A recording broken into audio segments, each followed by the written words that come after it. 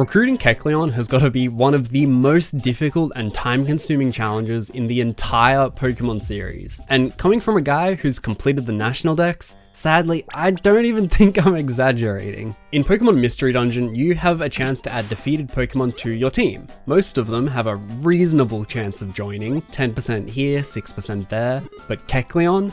-33.9. Nintendo, how exactly am I supposed to recruit them all when this guy specifically is hard-coded to hate me and everything that I stand for?